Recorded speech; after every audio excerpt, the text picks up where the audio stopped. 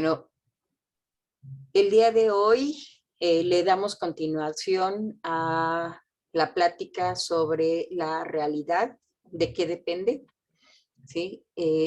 Y está con nosotros precisamente Benjamín Pablo, que nos brindará la oportunidad de entender esto de cómo de qué depende la realidad. Muchas gracias, Pablo.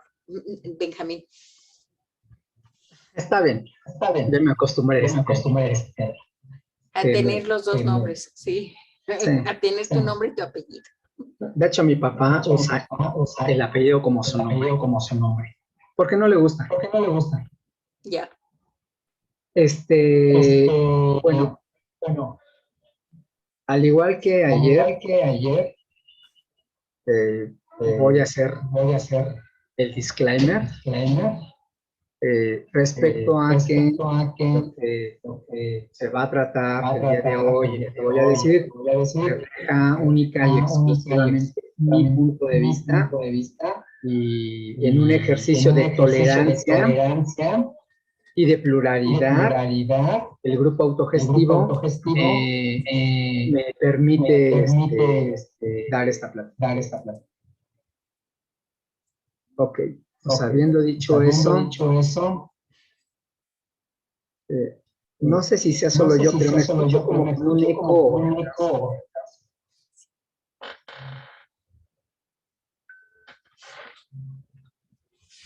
Bueno, espero que no esté. Sería como un eco, pero... Como un eco, ¿no?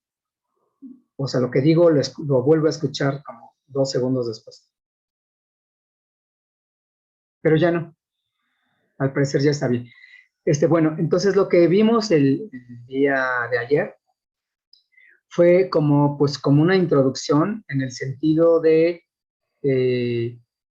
analizar la realidad desde el surgimiento de la realidad desde 3 puntos de vista diferentes que eran el fundamentalista, el secular y el místico.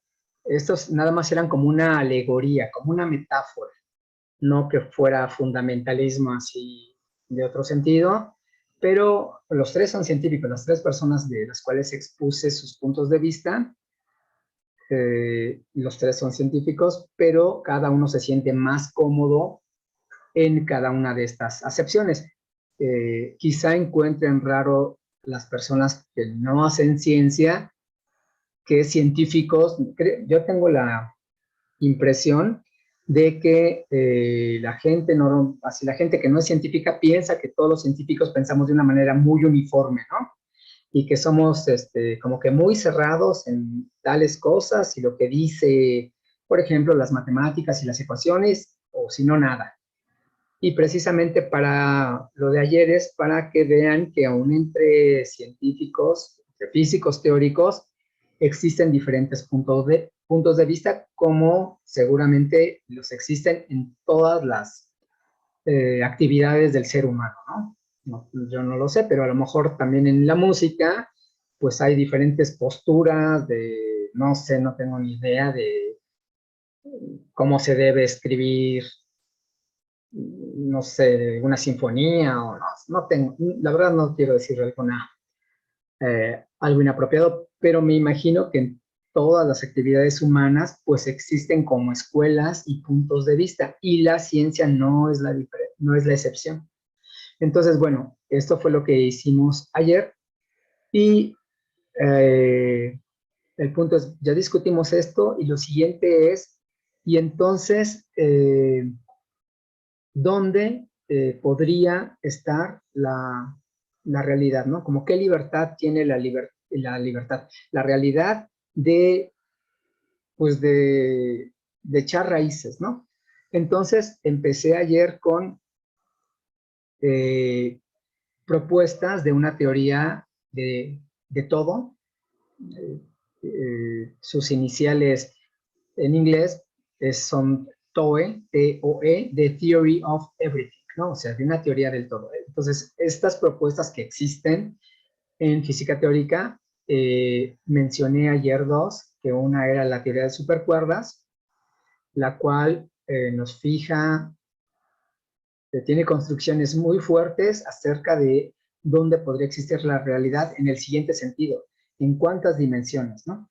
Y entonces lo que nos dice esa teoría es que el mundo, el universo, tiene que ser de 10 dimensiones y como solamente vemos 4, las otras 6 tienen que estar escondidas de alguna manera. Hasta este momento no sabemos de qué manera y hay varias propuestas de cómo y dónde podrían estar escondidas estas 6 dimensiones. Lo que sí sabemos es que tienen que ser muy pequeñas, tipo de la longitud de Planck, ¿no?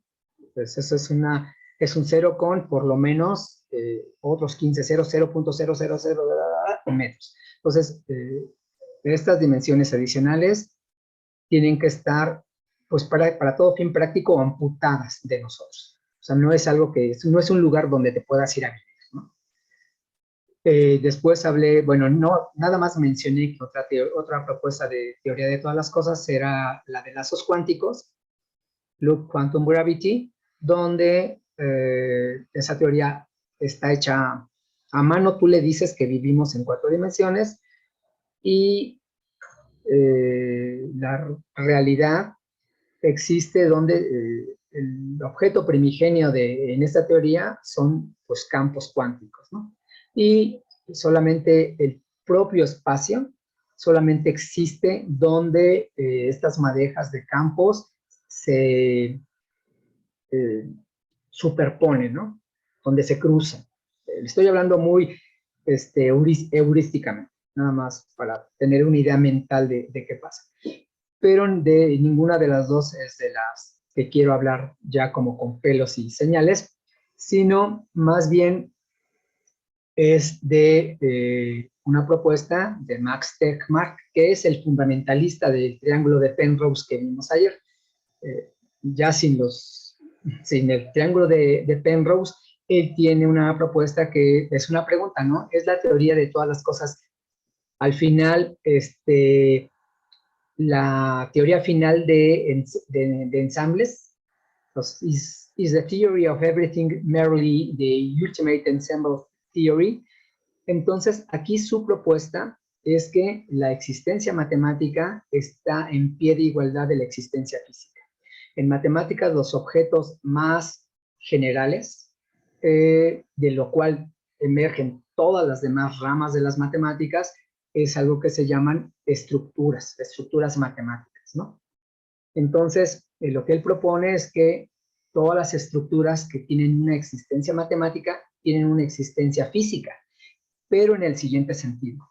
Aquellas que son lo suficientemente complejas para soportar subestructuras conscientes, SAS, por sus iniciales en inglés Self-Aware Systems, esa es como una propiedad extraña que tendrían algunas estructuras matemáticas de existencia física. Pues no todas las estructuras matemáticas tienen esta elusiva propiedad de existencia física, pero su propuesta es que en las que sí, en las estructuras matemáticas que tienen existencia física, entonces son completamente equivalentes la existencia matemática y la existencia física. O sea, si hablas de una, hablas de la otra. Son, para todo fin práctico, indistinguibles. Avanzamos a la siguiente, por favor.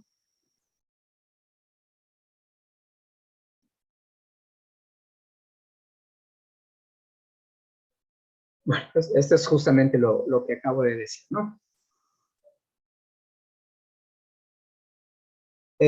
Como veremos en el capítulo 5 de esta plática, pues la existencia matemática, si la tomamos como real, pues necesariamente se va a ver diluida en un espacio computacional.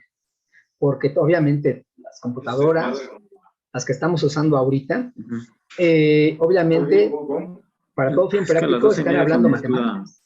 La macro de nuestro grupo. Tenemos un grupo que llamamos autogestivo de formación docente. Y ahorita está un profe de... Este güey es buen físico. Bueno, ya, ya Gustavo se dio cuenta que tenía su micrófono abierto. A ver, entonces, todos nuestros programas de cómputo, al final son matemáticas.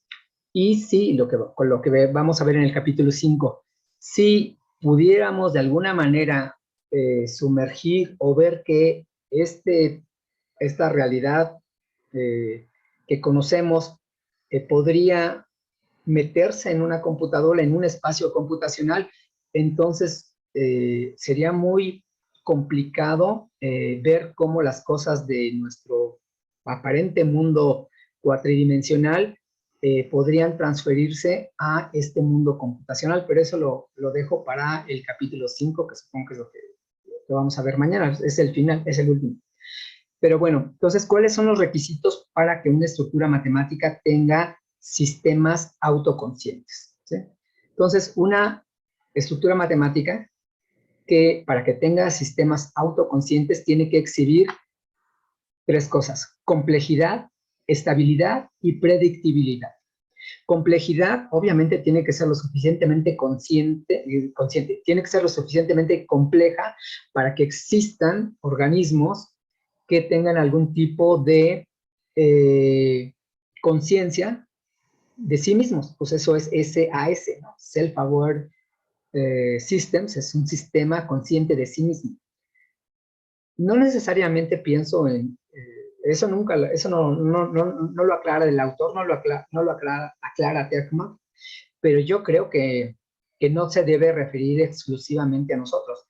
Digo, una cucaracha tiene que tener la suficiente conciencia de sí misma para huir del peligro, para buscar comida, para construir un nido. Entonces, si se da cuenta que está haciendo esa reflexión, pues nadie lo sabe, pero sí tienen que tener algún nivel de conciencia de sí mismos, pues simplemente para su supervivencia, ¿no? O sea, ¿qué tanto entienden que entienden? No lo sé. Pero eso no debe ser exclusivo de del razonamiento de los seres humanos, ¿no? Eso es de complejidad. Piensen en un mundo matemático donde nada más existen dos círculos. Uno es, bueno, no círculos, circunferencias.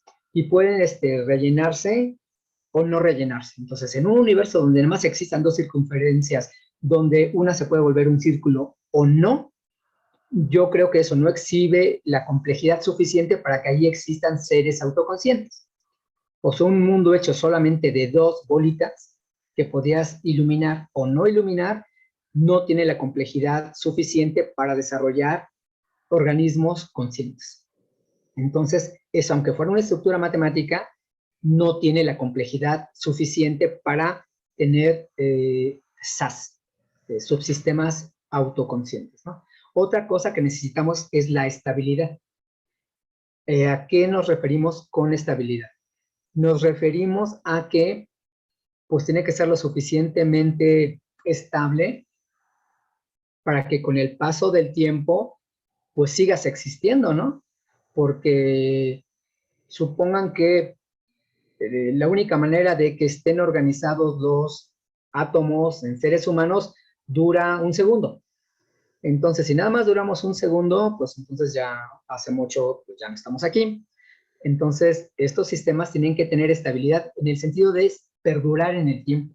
Al menos un intervalo lo suficientemente amplio para que puedan, pues, tomarse el tiempo, la tarea de reflexionar sobre sí mismos y de darse cuenta de su existencia y de explorar o intentar explorar el mundo físico, que si estamos en este caso de esta propuesta de Tekmark, es el mundo matemático. Porque en esta propuesta, esta estructura formal matemática es equivalente en todo a la existencia física si contiene sistemas autoconscientes. Y el tercer requisito es que es la predictibilidad. Obviamente tiene que existir alguna manera de hacer una inferencia del futuro, ¿no? O sea, por ejemplo, no necesita saber álgebra ni cálculo un felino, un leopardo o un chita, para saber que si va a perseguir un antílope, pues tiene que saber más o menos, tiene que calcular, aunque no lo ponga en ecuaciones, pero su cerebro tiene que calcular si le va a ganar la carrera a su presa. Pues de eso depende su comida, su supervivencia. Entonces, si han visto documentales, pues aunque corren más rápido y se supone que son los animales más rápidos del planeta, los chitas, los antílopes son casi igual de rápidos. Entonces no puede gastar su energía en una carrerita, porque si no la gana, igual al otro tiempo ya no tiene la energía para volver a intentar la persecución, o podrá fallar una o dos carreras, pero si falla la tercera se muere de hambre. Entonces tiene que ser capaz de predecir si le va a ganar o no, y obviamente no se siente a hacer ningún cálculo, pero ¿qué hacen? Pues van escondiéndose entre los matorrales y se van acercando lo más que pueden, sin que se dé cuenta su presa, y ya que está lo suficientemente cerca, vamos, se echa la carrera, ¿no? Entonces, pero aunque no lo axiomatiza ni escribe nada, ella o él tiene que hacer un poco de cálculos para predecir cómo va a correr su presa. Y en el caso humano, un basquetbolista, para hacer un tiro, pues no se sienta y dice, a ver, espérenme, voy a calcular las trayectorias usando las ecuaciones del tiro parabólico para ver si voy a anotar o no, y en qué ángulo y a qué velocidad tengo que lanzar el balón para que entre en la canasta. El cerebro de los basquetbolistas, sin sentarse a hacer las cuentas, lo calcula. Nada más agarra el balón y lo lanza. Su cerebro, su cuerpo sabe, sin sentarse a hacer las cuentas, si va a entrar o no. Entonces, y lo puede hacer porque hay una predictibilidad. Al entrenar su cerebro y sus músculos, aprendieron que si avienta la pelota de tal manera, pues la pelota describe tal trayectoria y va a entrar o no va a entrar a la canasta. Sin que te sientes a... Yo no he visto que ningún basquetbolista se siente a hacer los cálculos, pero su mente de alguna manera los hace. Nada más no los escribe. Pero cualquiera que desde que aventamos algo a ver si le atinamos al bote de la basura, estamos haciendo lo mismo. Estamos suponiendo las ecuaciones del movimiento uniformemente acelerado en su versión del tiro parabólico. Todos, quien haya aventado algo, lo hacemos. Alguna parte de nuestra mente lo hace. Digo, yo que enseño física, pues yo sí les enseño a los estudiantes cómo calcular eso, cómo poner eso en ecuaciones, pero nuestra mente de alguna manera lo hace. Y la de todos los animales lo hacen, porque de ello depende su supervivencia. Entonces, esta estructura matemática tiene que ser lo suficientemente compleja para que existan organismos, tiene que ser lo suficientemente estable para que perduren en el tiempo, y tiene que ser lo suficientemente predecible para que sea de alguna utilidad, ¿no? Si las leyes de la física estuvieran cambiando cada segundo, entonces uno no podía predecir nada, entonces seguramente nos moriríamos, porque tú no sabes si te vas a caer o si no te vas a caer al siguiente paso que das. O sea, si la gravedad fuera variable o la fuerza electromagnética fuera variable, pues no podríamos predecir nada. Y si no puedes predecir nada, no puedes hacer nada. Entonces, esta teoría de todas las cosas exige que se cumplan estos requisitos: ser lo suficientemente compleja, ser lo suficientemente estable y ser lo suficientemente predecible. La siguiente, por favor.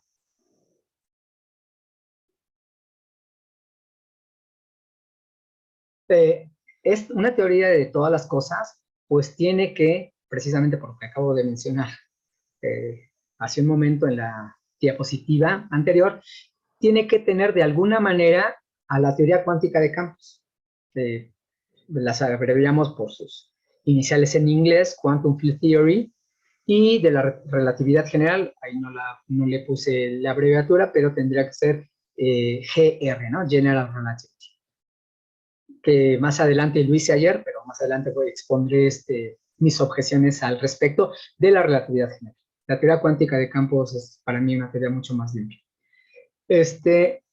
pues tiene que tener precisamente poder predictivo. Y además tienen que ser falseables, en el sentido de Popper, ¿no? En el sentido de que se pudiera diseñar alguna situación, algún experimento que pudiera no probar la teoría. Una teoría que una vez funcione no quiere decir que está bien ni que es cierta.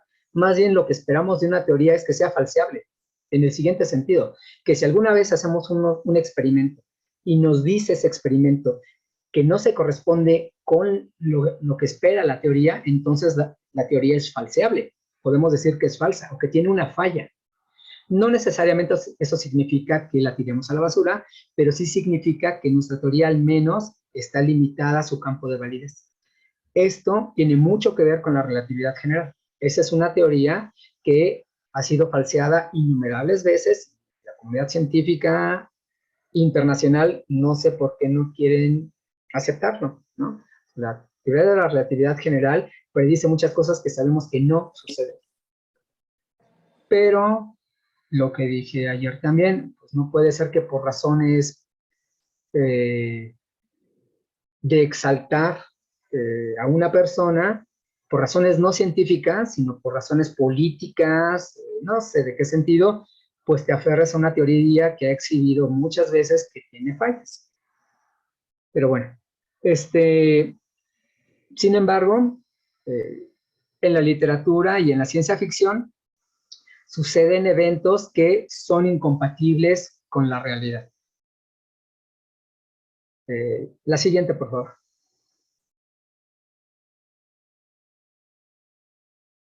Entonces, ¿de qué tamaño es la realidad? En este mundo que ahorita estamos, que habitamos, pues todos los objetos y los fenómenos que podemos atestiguar, medir y sentir, ya sea con nuestros sentidos o con aparatos mecánicos o electrónicos, funcionan debido a que nos consta que existen partículas, materiales y campos. Y estas partículas y campos viven en 3 dimensiones espaciales y un tiempo. Eso nos consta. Aquí dice compatible con 12, pero ese es de la numeración antigua de una versión anterior a esta presentación que, aunque le he estado corrigiendo los errores, aquí no se lo cambié. El punto es que esto se corresponde a una teoría cuántica de campos que se llama modelo estándar, que acabo de mencionar. La que sigue, por favor.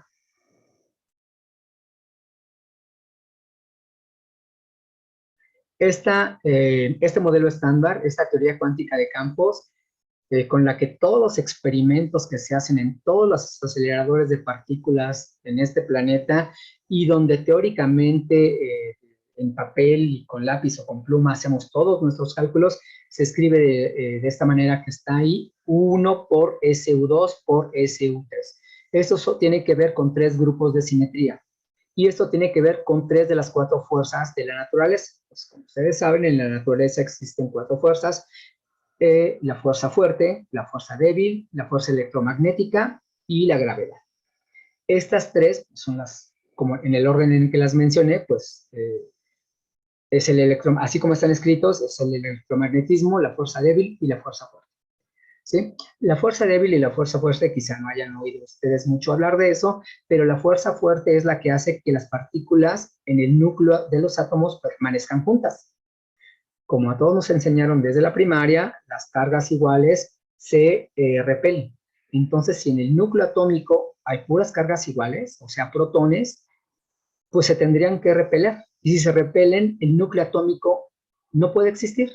Y entonces la gente dijo, bueno, es que tiene que existir una fuerza más fuerte que el electromagnetismo que las mantenga pegadas.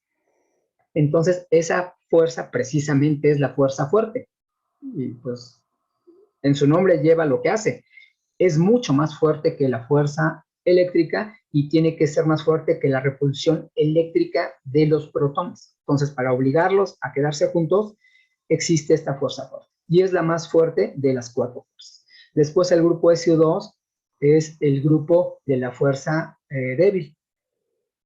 Esta tiene que ver con algunos decaimientos radioactivos, pero aparte tiene que ver con un aspecto muy extraño de la naturaleza. Y ese aspecto quiere decir que esta fuerza solamente le habla a la representación izquierda. Eso quiere decir que la fuerza, si la veo en un espejo, al reflejo no le habla. Entonces, es muy raro, es un misterio por qué hay una fuerza que no le habla a los espejos.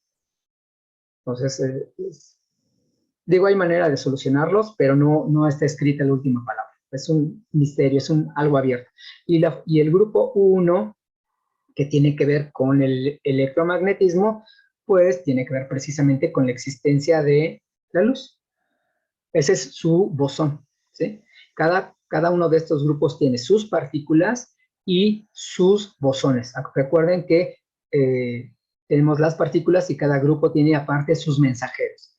Tiene la fuerza y representa una fuerza y tiene sus partículas y tiene a sus mensajeros. Tiene quien lo sienta y tiene sus mensajeros.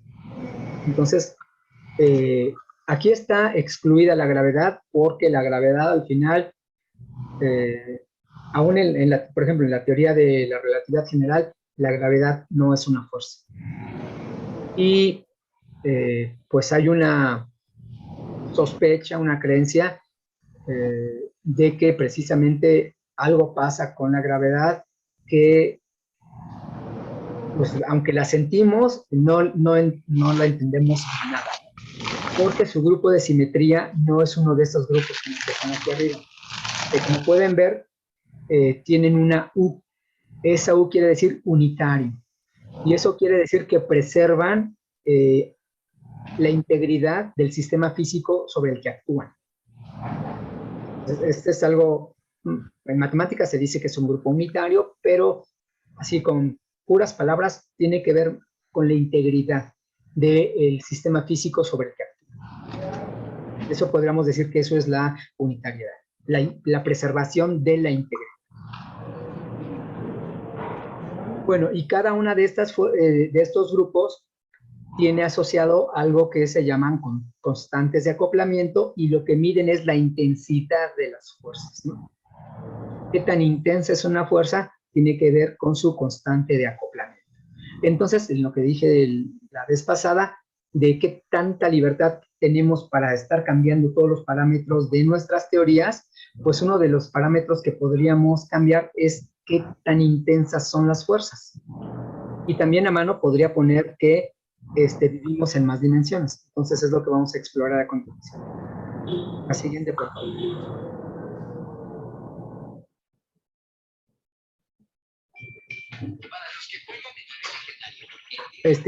José, ¿podrías cerrar tu micrófono? Gracias. Bueno, lo que está ahí escrito es justamente lo que acabo de decir, ¿no? Cambiar estos parámetros pues nos llevaría a estructuras que no tienen átomos y aparte no podríamos tener ninguna predicción, deducción acerca de lo que sucede ahí. Entonces no quedarían satisfechos estas cosas que queremos que tenga una teoría de la realidad, ¿sí? Entonces una manera heurística de entender esto de los grupos de simetría y de las álgebras de los grupos es pensar a los grupos como un espacio geométrico. Entonces, para quien sepa un poquito más de matemáticas van a decir, ay, eso no es un grupo, pero es que es un grupo de Lie. Entonces recuerden que un grupo de Lie es un grupo que además es una variedad diferencial, ¿sí? Una variedad diferencial es algo que muy, muy de cerquita parece nuestro espacio euclídeo. Entonces, eso me refiero con que el grupo es un espacio geométrico. Como son grupos de Lie, entonces necesariamente son variedades diferenciales y entonces necesariamente muy de cerquita se ven como lo que aprendimos desde la primaria, que es un espacio euclídeo.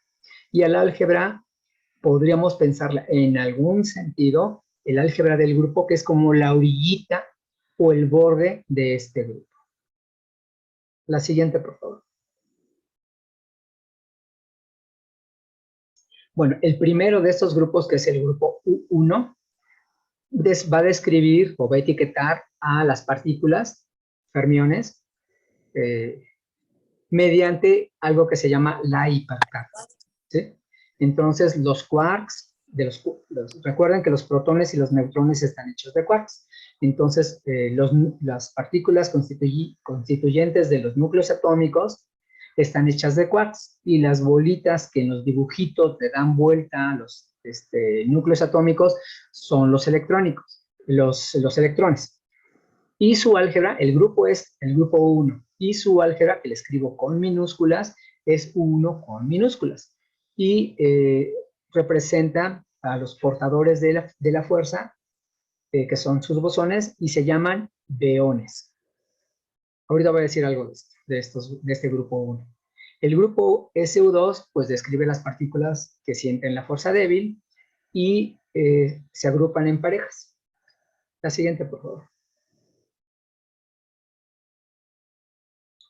Y estas parejas se llaman dobletes. Tengo un doblete de leptones, ya sé que es una palabra extraña, pero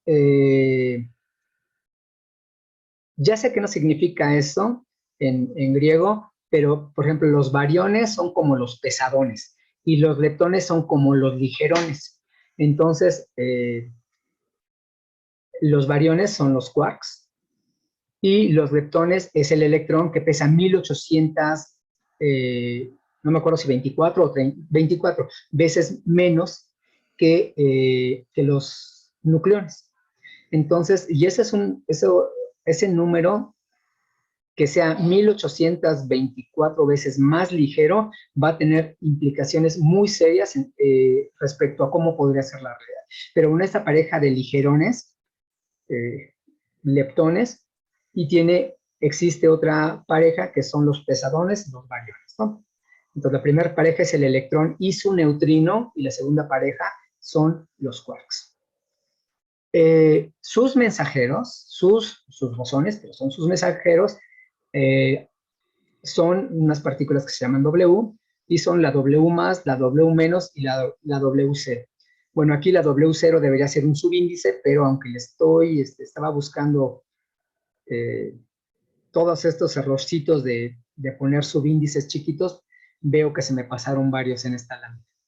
Bueno, justo después de que se rompe la simetría de este grupo 1 de hipercarga y del SU2, esto pasó instantes después del Big Bang, si es que este evento ocurrió. Esta simetría del grupo 1 de hipercarga y del grupo US2 se rompió y quedaron otro grupo 1 y otro grupo U2.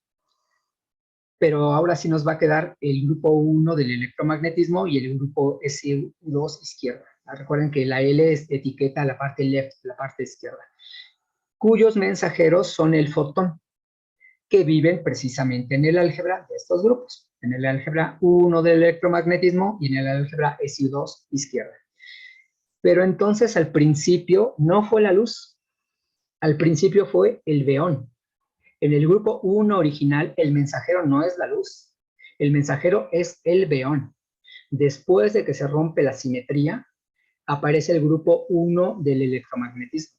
Entonces, en el principio no fue la luz, en el principio fue el beón. Y los nuevos portadores, los nuevos mensajeros, ahí no se alcanza a ver, es el fotón, que es el W0, la partícula esa W0 que teníamos. No se alcanza a ver porque en el original quedó fuera del cuadro de texto. Pero en la parte de abajo, el fotón lo entendemos como el W0 más el beón, y surge una partícula Z, ya no vamos a ver al mediador W0. La partícula Z va a ser W0 menos el beón. Entonces, el beón, que existía originalmente, después de que se rompe la simetría, forma parte del fotón. El fotón es la luz. Y de la partícula Z. Entonces, tenemos estos nuevos mensajeros. Originalmente teníamos al beón y al W0. Pero después de que se rompe la simetría, tenemos al fotón y a la partícula Z. Pero eso fue no en el principio. Digo, Ya no me voy a meter en cosas teológicas, pero supongo que en hebreo no existe una palabra para el beón, para que digan que en el principio fue la luz. No, en el principio no fue la luz. En el principio fue el beón. La siguiente, por favor.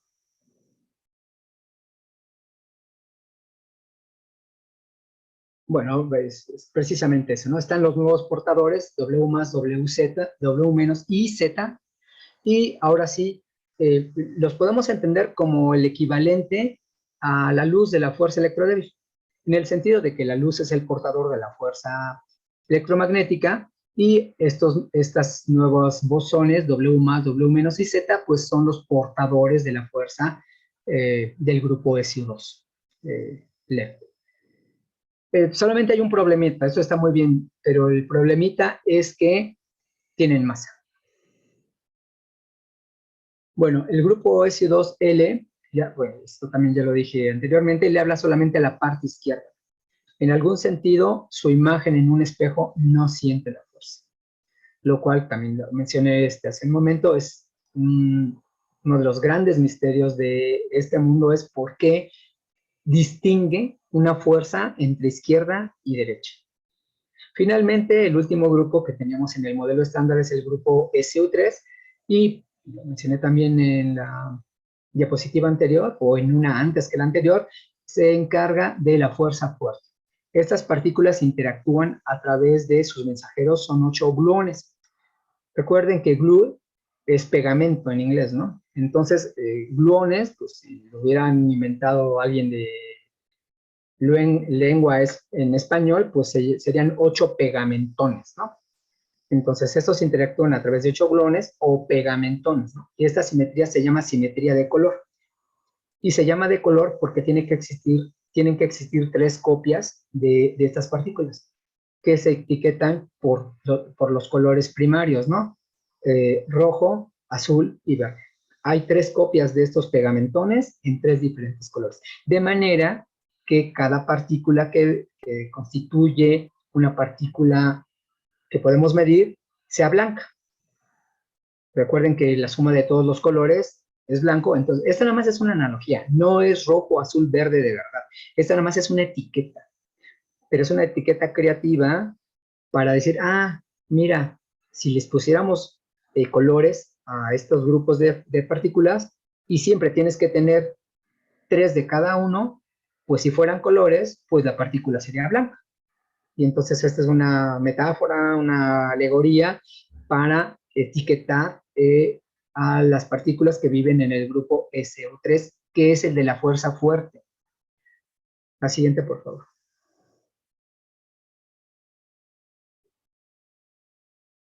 Ajá. Bueno, entonces cada par de quarks está triplicado y los etiquetamos por etiquetas de color rojo, azul, verde, ¿no? Red, blue, green. Entonces, esto en física se llama la cromodinámica cuántica, sus iniciales en inglés es QCD, Quantum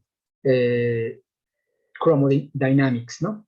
Y describe la fuerza fuerte. Y esto es lo que mantiene unido a los núcleos atómicos. Pero digo, aunque no importa que no hayan entendido nada de lo que haya dicho anteriormente, el punto es que quiero nada más decir que existen unos grupos de simetría matemático que describen las interacciones que sienten todos los sistemas físicos y que son vitales para su existencia, porque si no sintieran la fuerza fuerte, pues no existirían los núcleos atómicos, y si no existieran los núcleos atómicos, no existirían los átomos, y si no existieran los átomos, pues no existiríamos nosotros. La siguiente, por favor.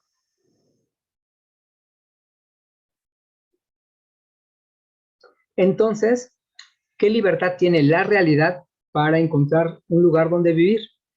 Entonces, Tegmark, en este artículo que mencioné hace ratito, investiga estas cuestiones y encuentra que este universo tiene valores muy, muy particulares para que podamos vivirlo, ¿no? Entonces, no creo que este sea el primer análisis que se hace, pero es que siempre son tan particulares que uno siempre estaría tentado a decir que si hay una selección tan fina de estos parámetros, sin los cuales la vida como la conocemos y el universo como lo conocemos no existiría, pues uno estaría tentado a pensar en pues, la necesidad de un diseñador, ¿no? Entonces, los parámetros que determinan que el universo sea como es, son las constantes de acoplamiento, que como les dije anteriormente, lo que nos dicen qué tan intensas son las fuerzas de los grupos de simetría que sabemos que tiene nuestro mundo, nuestro universo. Y entonces es la constante de acoplamiento fuerte, que tiene que ver con el grupo SU3, y le puse ahí a subíndice S, de strong. La constante de acoplamiento débil, A, con subíndice W, que es de weak, débil en inglés, que tiene que ver con el grupo de simetría SU3. La constante de acoplamiento electromagnético, puse A, sin ninguna etiqueta, ningún subíndice, que tiene que ver con el grupo de simetría U1. Entonces aquí están nuestros tres grupos de simetría, SU3, SU2, U1, y sus constantes de acoplamiento. O sea, qué tan intensas son las fuerzas. También tengo la constante de acoplamiento gravitacional, que tengo AG, pues G de gravitacional, aunque este no es un grupo que esté en el modelo estándar, porque la gravedad tiene serios problemas con todo, y entonces ella se cuece aparte. Pero de todas maneras, ¿qué tan intensa es la fuerza gravitacional? Pues sí tiene que ver con cómo es nuestro mundo. Una cosa importante es la proporción entre la masa del electrón y el protón, que como les mencioné, el protón es 1834 o 36, no me acuerdo del número, pero es 1800 y pico veces más pesado que el electrón, y la proporción entre la masa de los neutrones y de los protones. Esta es casi igual, esta no es muy diferente. La masa de un neutrón y la masa de un protón son casi iguales, pero que sean casi iguales es muy importante. Si no fueran casi iguales, tendría consecuencias desastrosas para la existencia del universo, de la realidad del universo. La siguiente, por favor.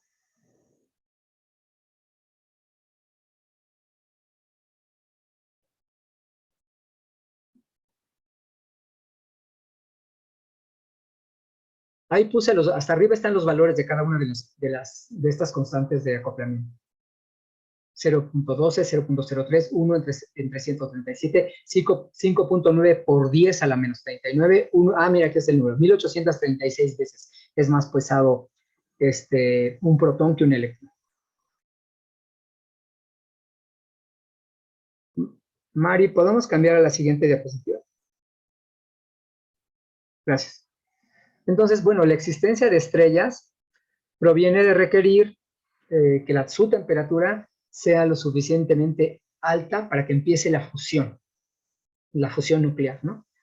Del producto de esta fusión nuclear se dan, como ya saben, dos hidrógenos, debido a la gravedad, se juntan y se fusionan. Son una palabra que se inventó para describir este proceso. La palabra normal es se funden, pero para decir que es algo nuclear, atómico, se usa la fusión nuclear. Entonces, para que esto ocurra, y necesitamos que esto ocurra, porque aparte de dos hidrógenos que crean helio, emiten un fotón, que es la luz. Y toda nuestra vida en nuestro planeta depende absolutamente de la luz que recibe del Sol.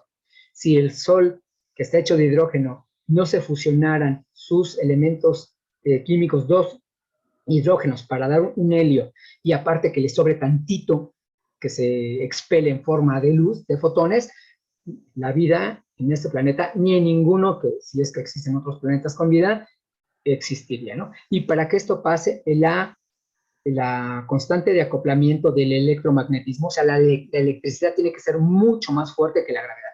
Eso quiere decir la desigualdad que está aquí. A mayor o igual que AG.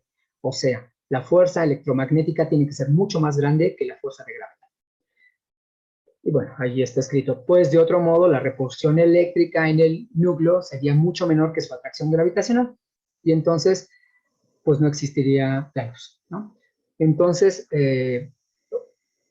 voy a poner más adelante una gráfica y vamos a donde se exploran.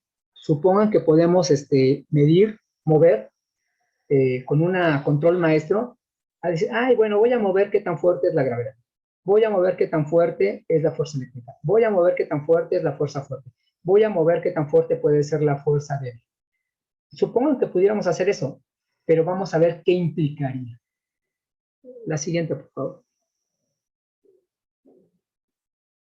Aquí hay una gráfica en el eje vertical, ahí está la B o la beta, que es precisamente dividir la masa del electrón entre la masa del protón. Y en el eje, lo que sería el eje X, tenemos la constante de acoplamiento alfa que nos mide qué tan fuerte es la fuerza electromagnética. El punto es, en esta gráfica vemos, hay un cuadrito, no sé si lo alcancen a ver, pero hay dos rayas, y entre esas dos rayas hay un cuadrito negro, muy chiquitito. Ese cuadrito es donde vivimos nosotros. Nuestro universo está ahí. En el cuadrado rosa, en el rectángulo rosa, ahí no puede haber estructuras ordenadas. En la parte azul cielo, ahí no existen átomos que no sean relativistas. Y en la parte amarilla, ahí es imposible la existencia de estrellas, o sea, no se da la fusión nuclear. Entonces, y en las dos líneas donde está atrapado el cuadrito, esas dos líneas tienen que ver con las teorías de gran unificación. Entonces, las teorías de gran unificación nos dicen no puede existir nada afuera de esas dos líneas. Entonces, estas son razones matemáticas donde podría estar o sea, tú puedes, cámbiale los valores a las fuerzas, pues adelante, pero si lo haces, pues te vas a encontrar con todas esas dificultades. En la parte amarilla no hay estrellas, en la parte rosa no tienes estructuras ordenadas, en la parte azul cielo no tienes átomos no relativistas. Entonces solamente te queda, y como pueden ver en la gráfica, ahí junto al cuadrito, hay unos espacios blancos. Entonces esos como zonas, pues podrías decir, bueno, ¿y qué tal si me muevo mi zona donde queremos vivir? Podría poner ese cuadrito en otro lado, pero esta es solamente una de 3 gráficas. La siguiente, por favor. Entonces, bueno, la existencia de estrellas, pues proviene de requerir que la temperatura sea lo suficientemente alta para provocar fusiones nucleares. Y esto, creo que ya lo había puesto esta diapositiva, solamente se logra si la fuerza, la constante, la intensidad de la fuerza eléctrica es mayor que la intensidad de la fuerza gravitacional. La siguiente, por favor. Sí, esta está repetida.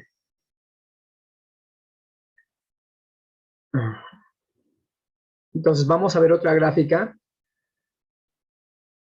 donde ahora graficamos la intensidad de la fuerza fuerte, acuérdense que la S es de strong, contra la fuerza electromagnética. En este caso, el deuterio se vuelve inestable, abajo de una línea horizontal que ahorita vamos a ver en la gráfica, igual que en la situación anterior, la zona rosa significa lo mismo y la zona amarilla significa lo mismo, ¿no? Pues podemos avanzar a la siguiente, por favor. Aquí está, ahora estamos graficando, aquí está la constante de acoplamiento de la gravedad contra la constante de acoplamiento de la fuerza electromagnética. Otra vez, ahora la zona amarilla es donde el carbón es inestable, o sea, se desintegra. Entonces, si no existiera el carbono, no el carbón, el carbono, si no existiera el carbono, pues como ustedes saben, cualquier cosa viva que quemen, ¿qué les queda? Carbono, porque estamos hechos en un gran porcentaje de carbono.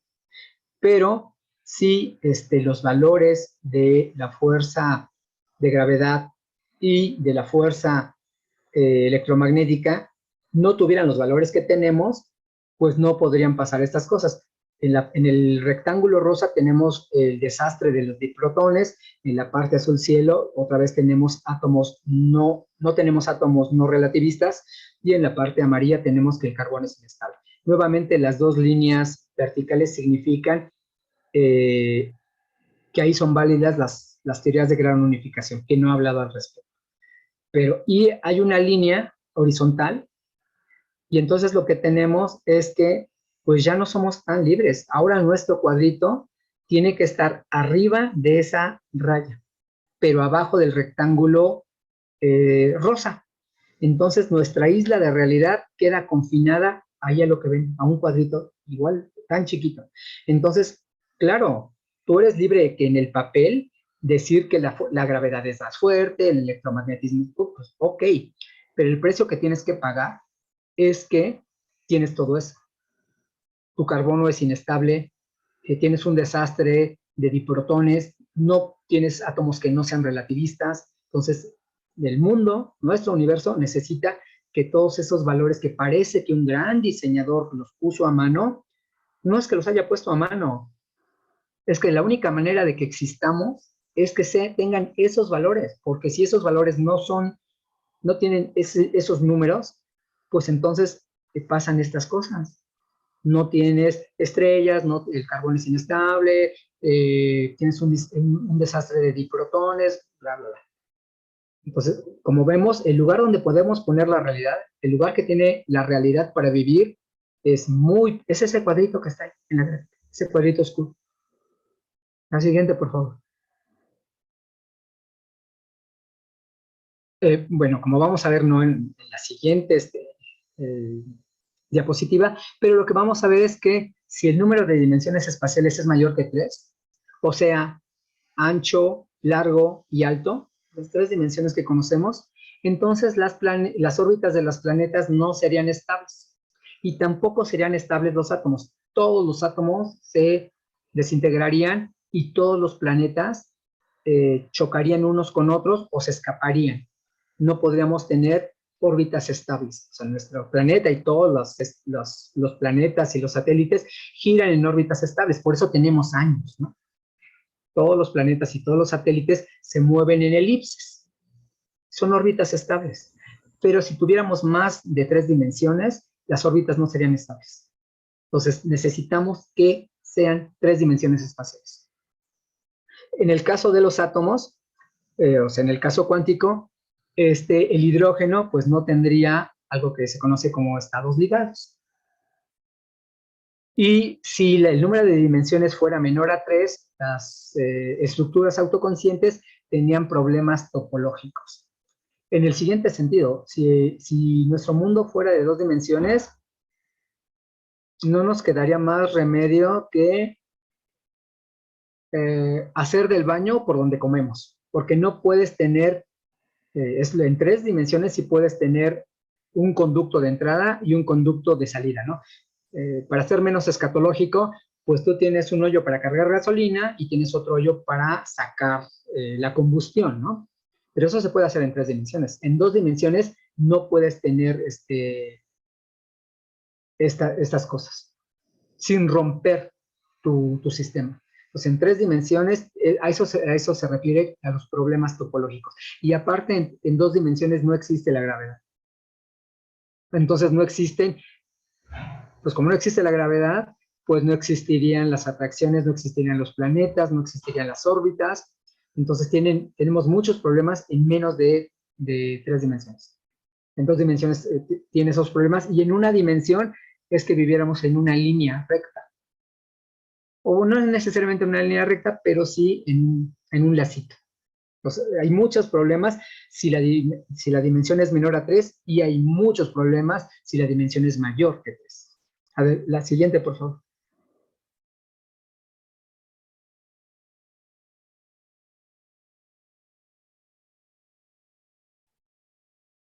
Ok, y eso es del espacio. ¿Y qué hay del tiempo? ¿Qué pasaría si tuviéramos más de un tiempo? Entonces, en ese caso, la energía, que es un escalar, o sea, un número, dejaría de ser un escalar y se volvería un vector. Un vector, piénsenlo como una cantidad que aparte de tener un valor numérico, tienes que decirle una dirección. Piénsenlo como una flechita. Entonces le tendrías que decir a la energía en qué dirección se tiene que mover, en cuál de las 2 direcciones, en cuál de los 2 tiempos se tiene que mover. De manera que si 2 observadores se mueven en diferentes caminos del tiempo, inevitablemente se van a separar y no se van a volver a encontrar nunca.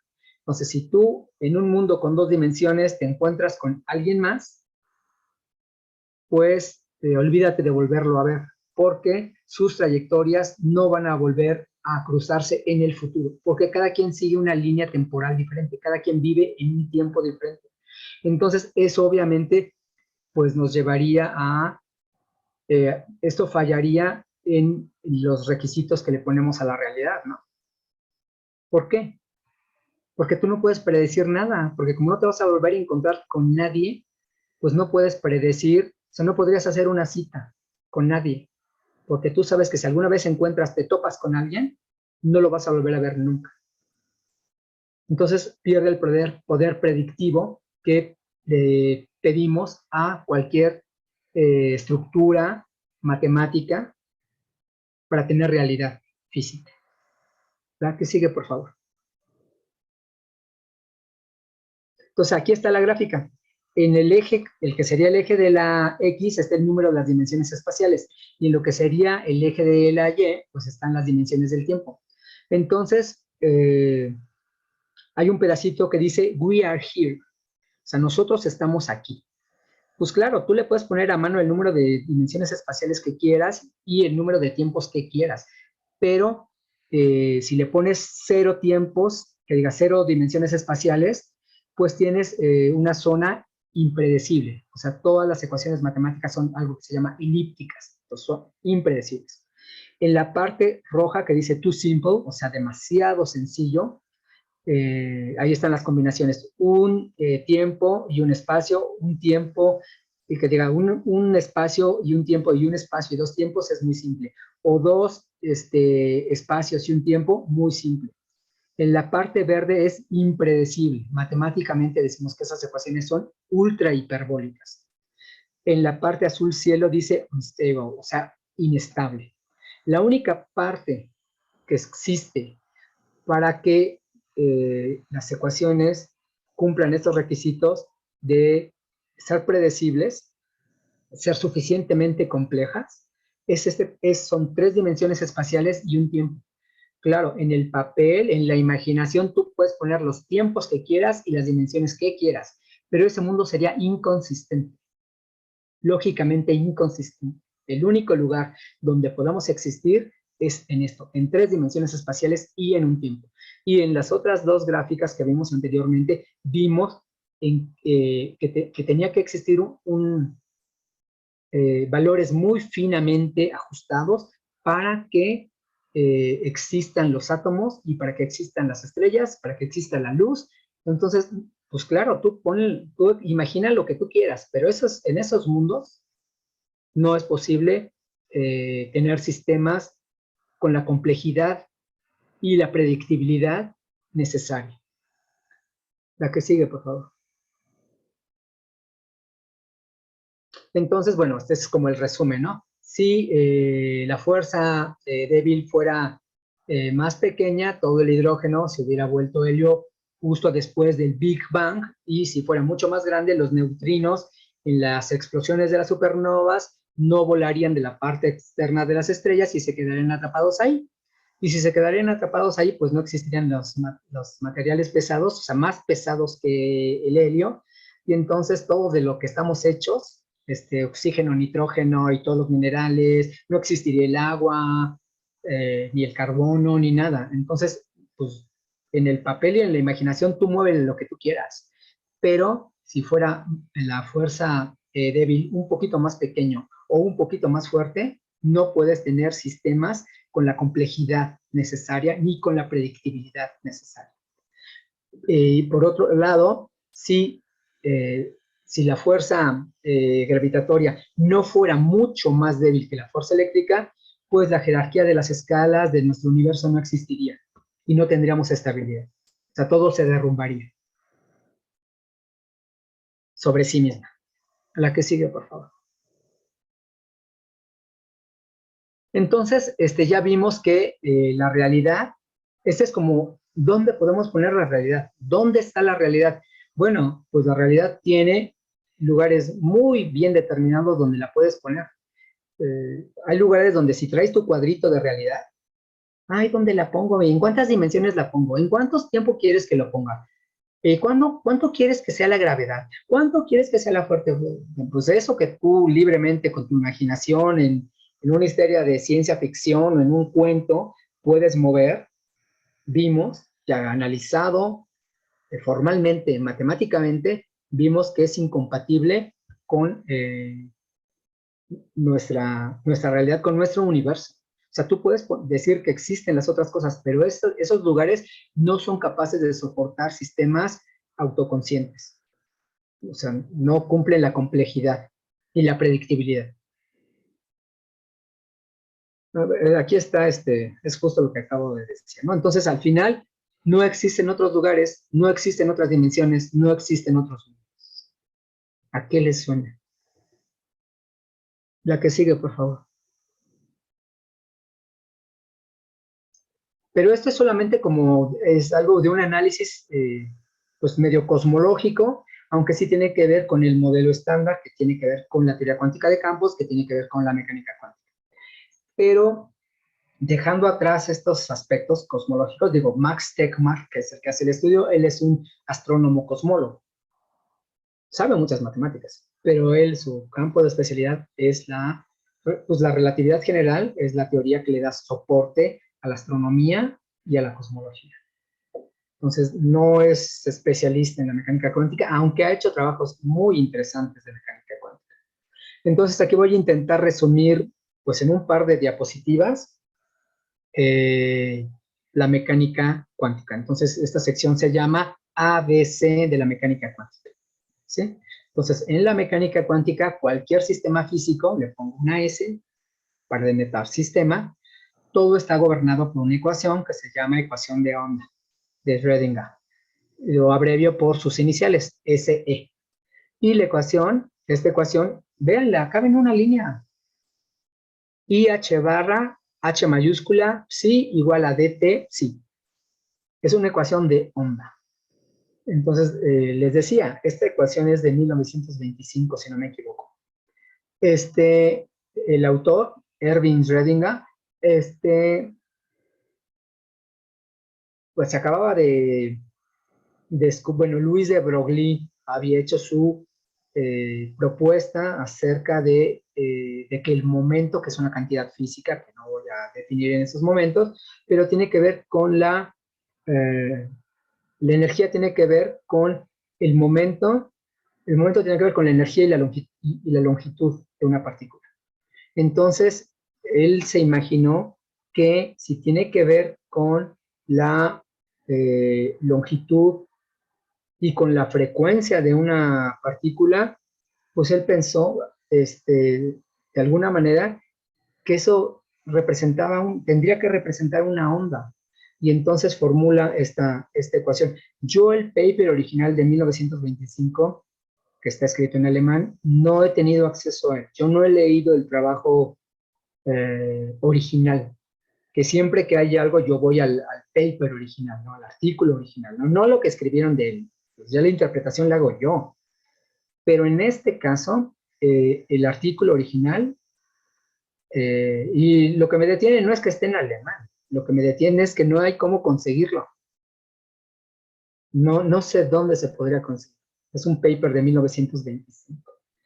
Y aunque lo he buscado por cielo, mar y tierra, no lo he encontrado. Pero el punto, bueno, vienen todos los libros de mecánica cuántica y eso se llama ecuación de onda. ¿Sí? Entonces, en física, en la mecánica cuántica, representamos cualquier sistema físico a través de esta letra griega psi, que es la función de onda y representa y contiene toda la información, absolutamente toda la información a partir del sistema físico que representa, que vamos a considerar. La H mayúscula se llama hamiltoniano y a grosso modo significa la energía total del sistema. Y la DT es algo que en matemáticas es un operador diferencial, pero lo que hace es provoca los cambios en el tiempo de nuestro sistema físico. Pues tenemos esa ecuación, es una ecuación de onda. La psi mayúscula representa todas las características y todo lo que se puede saber del sistema físico. Eso puede ser un electrón, pero puede ser cada uno de ustedes. Hay una función de onda para mí, está la función de onda de Benjamín y de cada uno de ustedes. O sea, no tiene que ser microscópico. Contrario a lo que dicen en todos lados que la mecánica cuántica es algo microscópico, eso no es cierto. La mecánica cuántica se aplica a cualquier sistema físico, sea chiquito, sea grande. La que sigue, por favor. Bueno, tan sencilla y tan hermosa por su simplicidad, como luce, lleva 98 años. Ah, mira, sí, fue publicada en 1925. Y nosotros no nos ponemos de acuerdo qué quiere decir. Los científicos no se ponen de acuerdo, no nos ponemos de acuerdo en qué significa. Sabemos cómo usarla, pero no nos ponemos de acuerdo. Hace 1 o 2 años me invitaron a, pues así como un conversatorio como este, y estaba una científica mexicana muy, muy famosa, pero ella tiene una concepción, ni siquiera voy a decir su nombre, por respeto, pero ella tiene una concepción muy, desde mi punto de vista, muy antigua y equivocada de la mecánica cuántica. Bueno, todos los estudiantes de física la aprendemos en la universidad y todos los profesores la enseñan de manera diferente y piensan de manera diferente acerca del significado de esta ecuación. ¿A qué sigue, por favor? Entonces, ¿cuál es el problema? El problema es que es una ecuación determinista. Y una ecuación determinista, que sea determinista, quiere decir que no hay incertidumbre.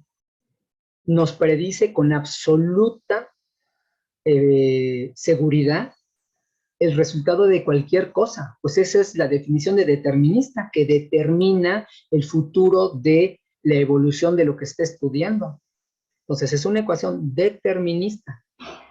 Pero lo que vemos es que cuando hacemos mediciones usando la ecuación, ya no sabemos qué va a dar.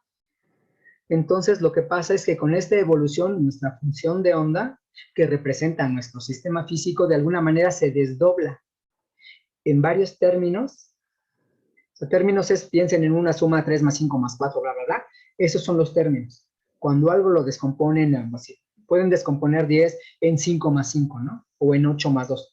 5 más 5 son 2 términos de la suma y 2 más 8 son otros 2 términos de la descomposición, ¿sí? Entonces, cuando nuestra función de onda se desdobla, se descompone en varios términos, cada uno de los términos representa resultados diferentes. O sea, si a 10 lo descompuse en 5 más 5, bueno, en 2 más 8, pues el 2 va a representar algo diferente que el 8. Y si pienso en el 2 y en el 8, pues son cosas diferentes, ¿no? Entonces, aunque sumadas siguen siendo 10, o sea, mi función de onda, cada uno de los términos parece ser diferente al otro. Y por supuesto, el 2 es diferente del 8 en este ejemplo que acabo de poner. Pero entonces, y ese es el problema de la mecánica cuántica, aunque nos dice determinantemente el resultado de las cosas, lo que vemos al final es que se desdobla en cosas diferentes, y aparte ni siquiera sabemos si nos va a dar el 2 o el 8. Sé que sumados tiene que ser lo que tenía, pero no sé el resultado de una medición que le haga a ese sistema, no sé si va a dar 2 o va a dar 8. Pero lo que hace la ecuación de Schrödinger nos da el catálogo de todas las respuestas posibles y la probabilidad de cada respuesta. Eso es lo que hace, bueno, esa es una interpretación de la mecánica cuántica. Dicen, bueno, la ecuación es determinista, pero lo que hace la ecuación de Schrödinger es darnos el catálogo de respuestas y la probabilidad de obtener cada una de las respuestas. Entonces, si 10 es el sistema, te dice, bueno, vas a sacar 2 con el 40% de probabilidad y vas a sacar 8 con el 60%, ¿no? De manera que la suma de las probabilidades, pues, sea el 100%, ¿no? Eso es lo que hace la mecánica cuántica en su interpretación convencional. Así no la enseñan en la universidad, a todos. Bueno, yo cuando doy mecánica cuántica la enseño de otra manera. La siguiente, por favor. Pero entonces, ¿por qué tenemos probabilidades si es determinista? Ese es un problema muy serio de la mecánica cuántica en su fórmula, bueno, así como le enseñan convencionalmente y en los libros, por ejemplo, incluido, yo autodidactamente aprendí mecánica cuántica de un libro que se llama, bueno, los autores son Cohen Tanauji, ganador del premio Nobel, Cohen, Pero él lo que piensa es que existe algo no físico, vamos a ver adelante, que se llama colapso. Pero bueno, entonces, de manera usual desde 1925, y así lo enseña esta persona, Cohen, el ganador del premio Nobel, y se llama interpretación de Copenhagen, ¿sí? En esta interpretación existe algo que no es mecánico cuántico. Existen sistemas clásicos que no obedecen las leyes de la mecánica cuántica. Al final, esta manera de enseñar las cosas se llama cállate y calcula, ¿sí? Shut up and calculate. Al final ya, ¿qué te importa qué significa la ecuación? Tú aprendes a hacer cálculos. Y entonces lo que aprendemos en la universidad es hacer cálculos. Agarras la ecuación y la utilizas para resolver problemas. Ya nadie se toma el tiempo de entender qué quiere decir la ecuación y cómo es que no ocurre esta paradoja de una ecuación determinista con probabilidades. Nada más, pues, tienes la ecuación, planteas un problema, haces los cálculos y obtienes la respuesta. Ya, cállate y calcula. Y creo que es importante que aprendamos a usar la ecuación y a resolver problemas. Pero no nos podemos quedar ahí. La siguiente, por favor. Bueno, esta es la interpretación de Copenhagen, que todavía se ha de usar en algunos lugares. Yo supongo que en la mayoría, al menos en la licenciatura se usa, quizá en el posgrado ya te enseñarán otras cosas. Pero en la licenciatura es la que se utiliza. Existe otra interpretación que se llama interpretación estadística, que precisamente es una experta nacional, la investigadora que les comenté hace ratito, pero ella cree en esta interpretación, y esta interpretación más bien piensa que la mecánica cuántica no se ocupa de sistemas individuales, sino más bien de ensambles de partículas, ¿sí? De conjuntos de partículas. Dicen, bueno, es que esas cosas raras que dice la mecánica cuántica no dicen para una partícula, lo dicen para un conjunto de partículas, no para una. Por eso salen las probabilidades, porque no estás hablando de una partícula, sino de un ensamble, sino de un conjunto de partículas. Existe otra que ni siquiera escribí aquí, existen varias interpretaciones, ¿no? Hay una que se llama de historias consistentes, hay una que se llama interpretación modal, hay muchas interpretaciones, pero una interpretación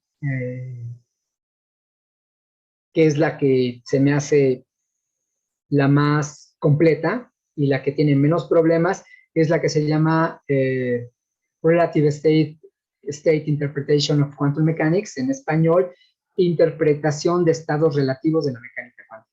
Y esta interpretación es la que al final se volvió la interpretación de muchos mundos. Esta teoría de muchos mundos, el original no se llama muchos mundos, se llama interpretación de estados relativos. Fue formulada en 1957 como un trabajo de tesis doctoral. Fue la tesis doctoral de Hugh Heather III. Y al final, pues así en una frase, se resume como los sistemas físicos aislados evolucionan de acuerdo con la ecuación de Schrödinger. Solamente los sistemas físicos aislados. Yo no sé en qué, Mari, ¿en qué número de diapositiva vamos? Digo, ya van a ser las 2.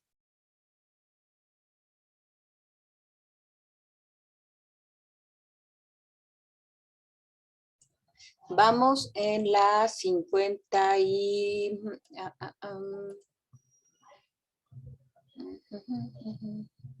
Espérame, perdón, es que necesito dejar de compartir. Sí. Es que son aproximadamente 90 diapositivas. 90 y pico. Entonces, ayer vimos 30.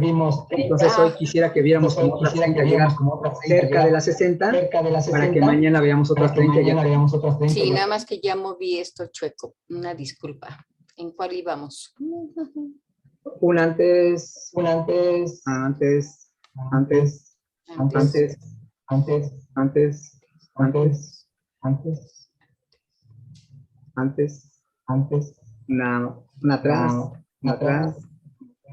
Atrás. Ay, no, ahí, y vamos en sí. Aquí. Entonces vamos en la 58. Una más, pero avanzamos de esta, una más. 59. Una más. Ay, no. Ah, sí.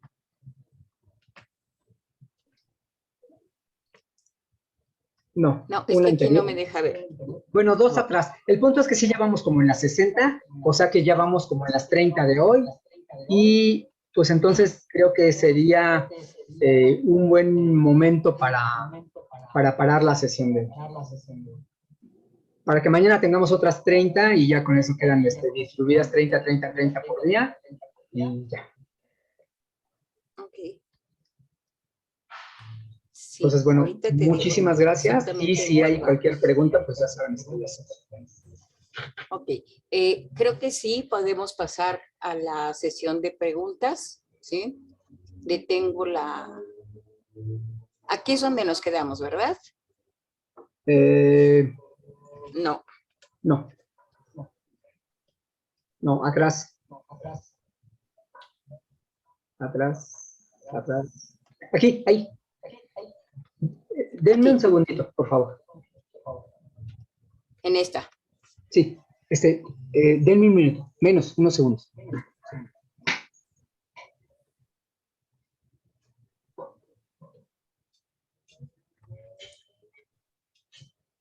Bueno, mientras regresa Benjamín, podemos ir...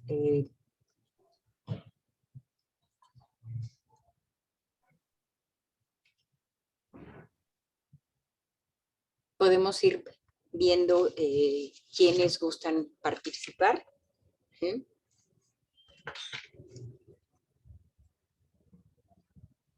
Y yo ubico también en cuál diapositiva nos estamos quedando.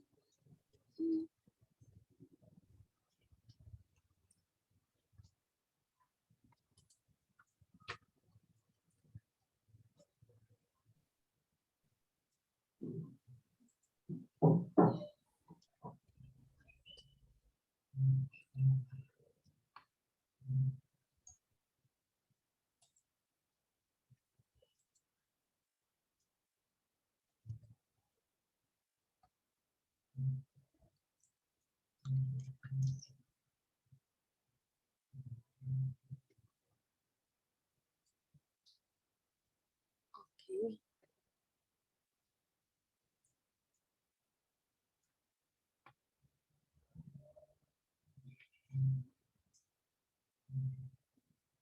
Ok, si gustan dejar las preguntas en el chat o solicitar la participación, pueden levantar la manita. No sé con cómo el... diablos poner la maldita mano. Ah, pues no te preocupes, ya te anoto en la lista. Ya regreso. Ok. Rodrigo quiere plantear pregunta, entonces te escuchamos. Esa gráfica, maestro Pablo, de la parte rosa y amarilla y azul, eh, es como si hubiera un gran ecosistema eh, universal, más o menos, así como usted lo plantea, donde tiene que haber Pues, un equilibrio de estos fotones y nitrógeno. Así lo entendí, ¿verdad?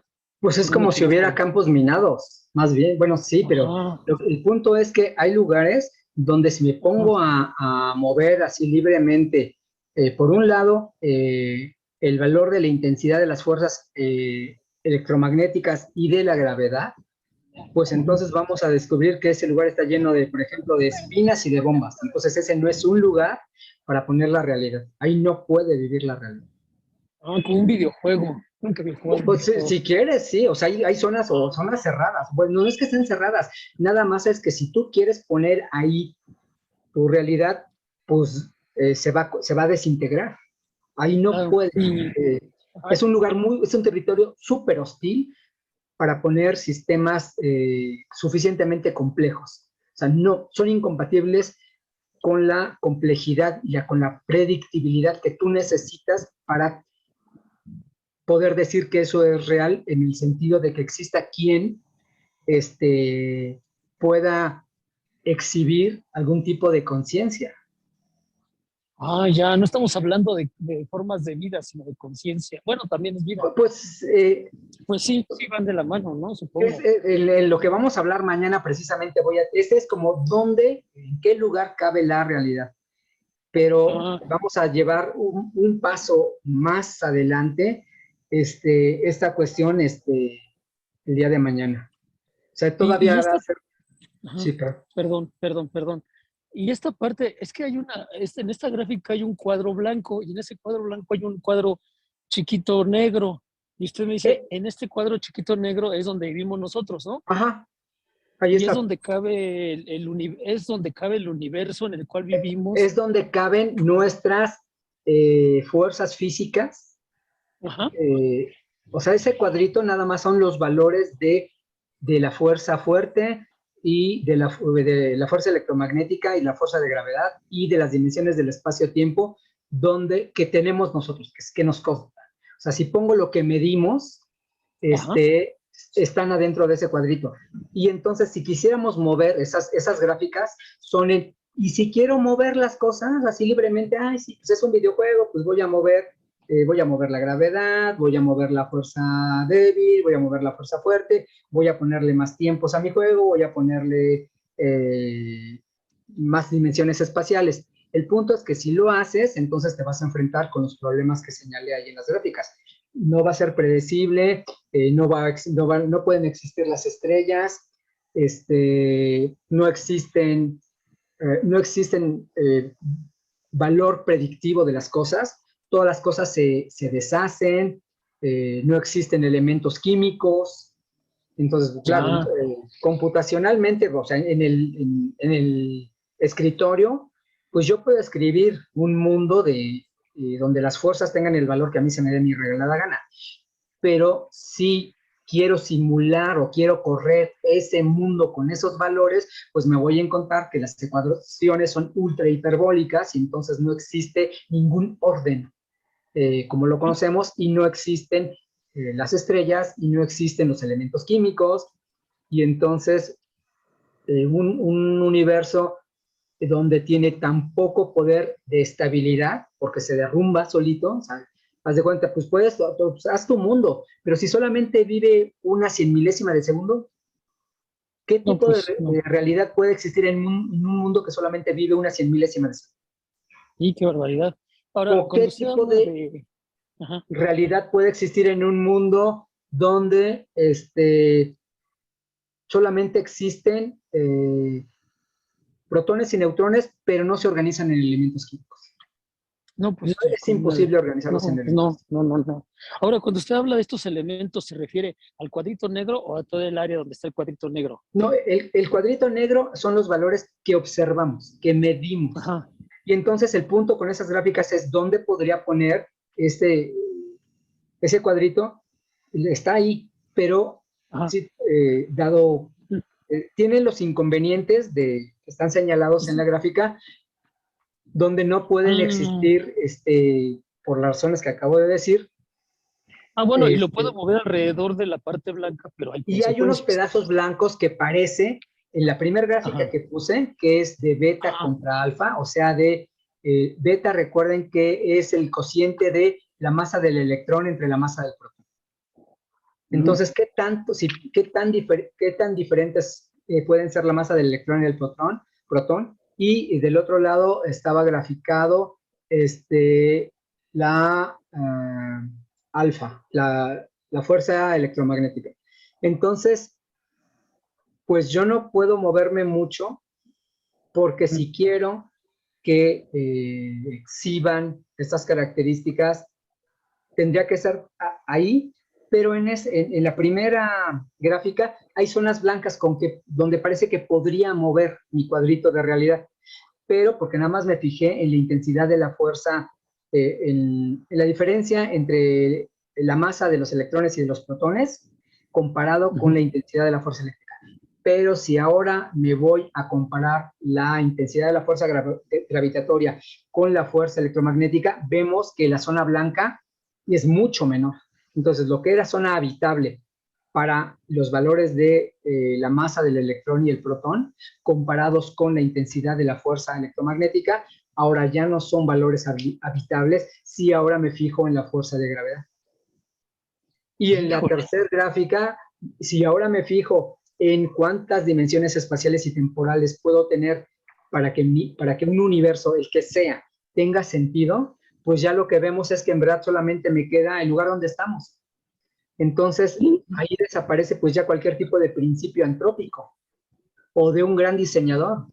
Pues el único, si quieres que exista un mundo, el único lugar donde lo podrías haber puesto es donde está. Todo lo demás es un territorio minado de muerte. No puedes mover pues es que pues hace mucho tiempo se pensaba, oye, pero es que ¿por qué tiene, digo, ese valor de 1 entre 137, que tiene que ver con qué tan diferente es las masas de las partículas elementales, se llama constante de estructura hiperfina. Entonces, hay gente que dedicó su vida a hacer numerología para, por razones numerológicas, llegar a ese número. No, olvídate de razones, pues como las que acabo de platicar, de exponer. Esas son razones físico-matemáticas, de consistencia y de lógica. Pero, y te estoy hablando de una persona, de un científico, no sé si hasta un Nobel se ganó, pero se pasó años, décadas, intentando llegar a ese número mágico de 1 entre 137, con pura numerología. Qué impresión. Es que estas cosas me dejan anonadado, ¿eh?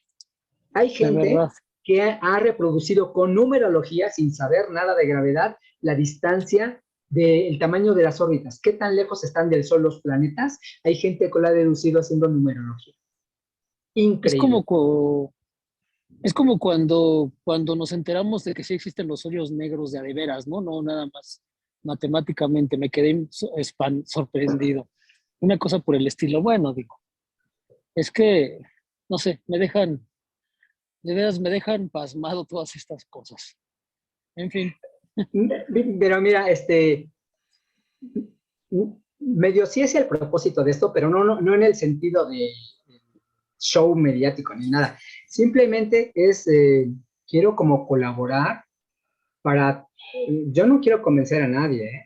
Cada quien crea lo que quiera. No. Mi único punto es que entre más amplio sea nuestro panorama de explicaciones, del tipo que quiera, se pueden ser teológicas, estéticas, las que cada quien quiera, pero entre más amplio sea nuestro panorama, pues creo que es mejor para cada persona, ¿no? Sí, entonces, sí, por supuesto. Pero, o sea, yo expongo, y aparte es mi punto de vista respecto a cosas muy profundas, científicamente, matemáticamente, pero también a otros niveles.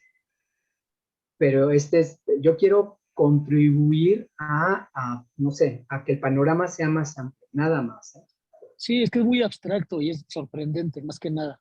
Eso es lo que me impresiona, más que nada. Esto, sí. Pues muchas gracias, maestro. Era todo, era la pregunta. Gracias. Sí, no, por nada. Dice Miguel que si estas zonas hostiles podemos definirlas como la nada. Yo creo que no. Pues, para empezar, es que el concepto de nada es como muy abstracto y tendría que entender en qué nada estás pensando. O sea, podemos decir que hay nada, pero nada en el sentido nuestro, ¿no? O sea, nada con personalidad, nada con conciencia, nada con leyes físicas donde existan las distancias, por ejemplo. Al final, mañana voy a explicar cómo la distancia no existe. Dependiendo, voy a definir, estamos en como dónde podría poner la realidad, y con lo que vamos a ver mañana es lo que nos enseñaron a todo el mundo. ¿Recuerdan el dibujito del átomo como un sistema solar? Y cuando en la prepa, ni siquiera es en la universidad, cuando nos enseñaron el modelo atómico de Bohr, que habla de niveles electrónicos de energía, y lo dibujan, pues obviamente lo dibujan en un papel, y en ese papel existen las distancias. Y nosotros, por ese dibujo, creemos que en un estado electrónico, pues lo dibujan más lejos del núcleo, y un estado electrónico de energía más baja lo dibujan más cerca del átomo. Pero como vamos a ver mañana, en ese caso la distancia no existe. No existen las distancias. Eso lo voy a explicar mañana.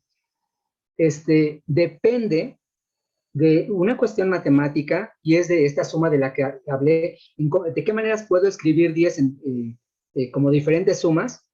Vamos a ver que esta forma, depende de qué forma la escribo, es la realidad que tengo. Entonces, y aparte, a veces esta forma de descomponer la realidad de un sistema es única. Y entonces vamos a ver que a veces la única manera en la que existe la distancia es si se cumplen tales condiciones, pero a veces eso no existe. Entonces, para describir un mundo, eso lo voy a ver con mucho más detalle mañana, pero hay veces que no existen las distancias. En particular, para este modelo atómico de Bohr, no existen las distancias. Obviamente nadie, y menos un niño, puede entender cómo poner dos cosas diferentes dibujadas en un papel si no es dibujándolas en diferentes distancias. Pero si pierdes la distancia es un concepto emergente. Pero si pierdes la distancia como concepto fundamental, pues ¿qué haces? Pues tienes que hacerlo en términos de una abstracción muy profunda. Entonces, en la facultad, y un físico teórico no te enseñan a meditar ni a nada, pero sin darte cuenta ya lo lograste, porque tienes que ser capaz de entender todas estas cosas y hacer abstracciones sin recurrir a cosas comunes como la distancia. Pero eso lo vamos a ver mañana, ¿eh? Nada más estoy adelantando, ¿no? En el capítulo de mañana, veremos eso, ¿no? Dice que si el metaverso Hay dos preguntas. también cabe en este cuadrito marcado,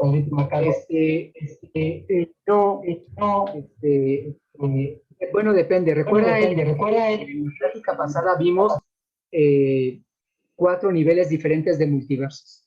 El primero, el segundo y el tercero sí están adentro de ese cuadrito. Y el cuarto es precisamente el cuadrito y todo lo de que está fuera del cuadrito. Porque en el cuarto nivel de multiuniverso, ahí cabían todas las estructuras matemáticas, no solo las que tienen, son confortables para la existencia de sistemas autoconscientes. La zona de confortable para sistemas autoconscientes es el cuadrito negro de las gráficas que presenté. Pero todo lo demás, todas las demás dimensiones y todas las demás valores de las constantes de las fuerzas son válidas matemáticamente, y entonces si la existencia matemática es equivalente a la existencia física, pues ese es el cuarto nivel del multiverso, que eso fue lo que hablé en enero.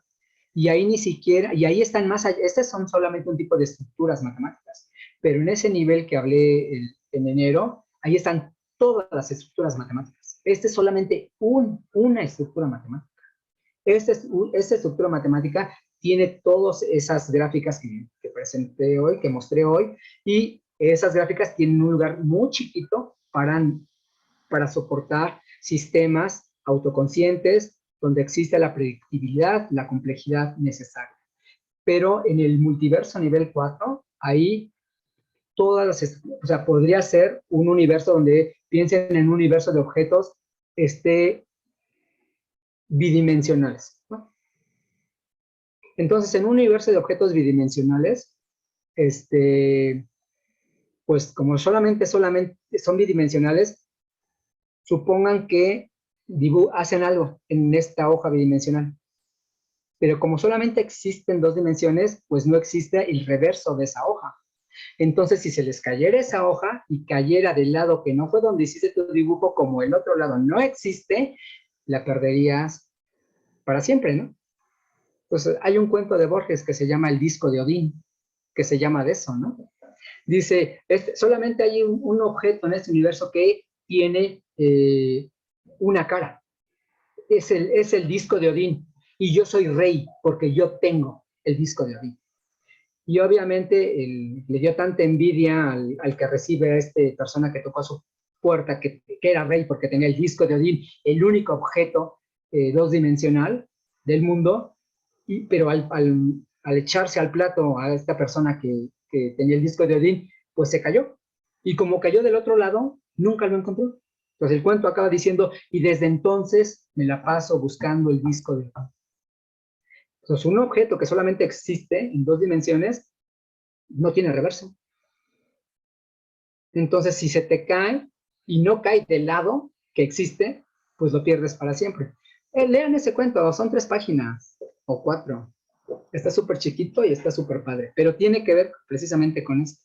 Entonces, un mundo que sea solamente bidimensional, pues, aparte de que tiene problemas topológicos, como dije hace rato, y que no existe la gravedad en 2 dimensiones, pero todas las estructuras matemáticas tendrían que tener tienen alguna existencia. Simplemente lo que no tienen son habitantes.